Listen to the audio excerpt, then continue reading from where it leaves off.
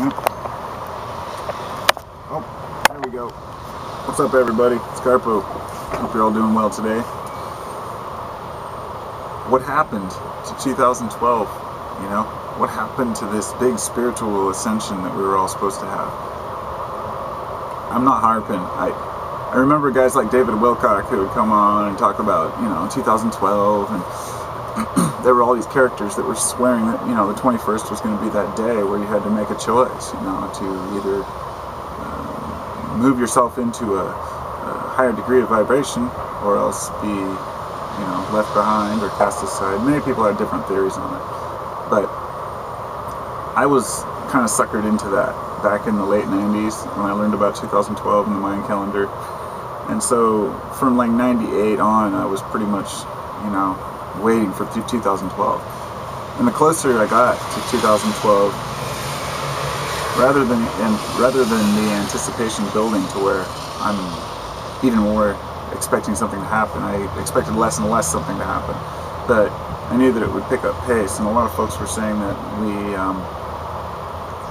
we're moving into a higher rate of vibration, or the morphogenic field theory, or the cosmic wave, the galactic wave theory went on for a while. And all of these are still plausible, and perhaps some people say the date was wrong. I think what it is that the date wasn't wrong. We just utilized the Mayan calendar, the end of their back tune, for our own, desires. It seems like every time humanity, we always find a way to think that we live in the end times, or the time when everybody's going to change. So I've had a few people I've heard in the past who have mentioned that we're moving into a higher state of being, that humans are evolving in consciousness, but rapidly. I'd like to believe that. I really would. I haven't really seen any reason to believe that. It seems like people, if anything, some people would say folks are less inclined to be civil or to be spiritual, but I think that it's about the same. I think statistically people are about the same as they always have been, as far as being divided on spiritual beliefs and whatnot. And I really would like to think that there's a time in history coming, or a time in the future coming, where history will show that we were right, and that there was an opportunity for people to move up in consciousness. But I don't know whether we deserve that or not, or how we would utilize that.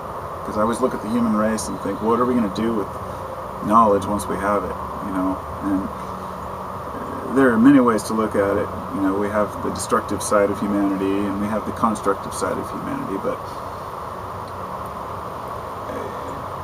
it's always around the corner, the end. And the 2012 thing really got me thinking, was there an event that happened within the last, say, 50 years that helped us to move forward in thinking? But I think that the internet is kind of a saving grace in bringing us a little bit more of a wider angle on what's going on in the world, so we're not stuck behind our television sets anymore.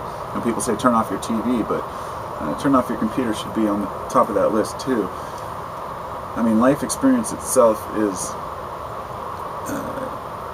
really the root of all experience, is the root of all happiness. To experience the moment and to be able to make the most of it and practice that over and over. Because we can read about things all we want, and we can watch as many inspiring documentaries as we want, but in the end, it's like these are little inspiring moments. Sometimes you'll see a documentary that might get you really riled up about some particular cause, and then that fades.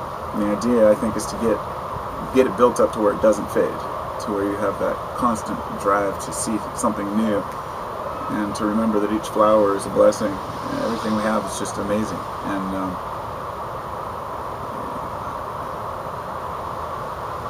I just would like to see people making less predictions about when everything's going to happen, and making more contributions to a change that we can actually promote. In other words, rather than saying that one day we're all going to have this awareness, how about say, here's how we're going to spread awareness now, and here's how we're going to share knowledge now, in a way that's not demeaning, in a way that's not arrogant, and in a way that's not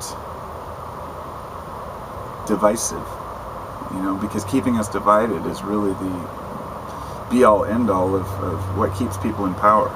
Keeping the people divided keeps those who want power in power, because we're too distracted with everyday life. So we have to live our everyday life, but we have to make enough time to make a change in ourselves, and those around us can follow suit if they see it as viable.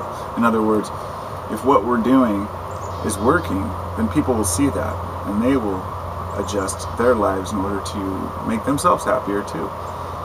If you look around and people claim that they know what's right, but they're not living happily, or they're not living honestly, then I can say that that's possibly not a viable path. But it does depend on the individual and the situation. But I guess in a nutshell, I'm saying that rather than waiting for something to happen, maybe we should make something happen. And a lot of people I see are doing that, and it's great. So many of the, YouTube has become such a great platform for people to really express themselves, and sure, I know that there's a lot of censorship out there, but for the most part, we can still speak our minds, at least in this country. And, if you make a video opposing something, it's not necessarily going to be pulled just because it's anti-government, although there is some of that going on, I'm sure. But we still have some ability to speak our minds and to say what we think is right. So my question to you is, what do we do? What do we work towards, and what's something that we can all agree on? We're not all going to be environmental advocates. We're not all going to be nuclear advocates or proponents or opponents. We're not all going to be spiritual healers or teachers. We're not all going to be religious. We're not all going to be political. But all of those things are going to be part of our society. So we have to accept them, and we have to make the most of it. I just metaphorically see people coming together, this oneness where we just say, ha! But the desire, is to see what we want, because we can't seem to agree on what we want. And so until we agree on that, I don't know how we're going to work towards the future. And I think this is why people are waiting for something to happen, is because we can't seem to agree on what we want to happen. So we want sometimes something to happen for us. And that's totally respectable. I kind of feel that way myself. But in the meantime, just in case nothing does happen, I'm going to put my best foot forward and make an effort to change things now. So I thank all of you who try as well, and try to live with integrity. It's hard. It's a hard world. It's hard to seek the real truth without getting obscured by all the truths on the side. The real truth is independent of other people's views. The real truth is subjective, and many would disagree with that, but ultimately you live with yourself, and you live with your spirit and your essence. So you have to make it work, but you have to work with others. So there's the conundrum, right? I think we'll be alright, but maybe not. We'll see.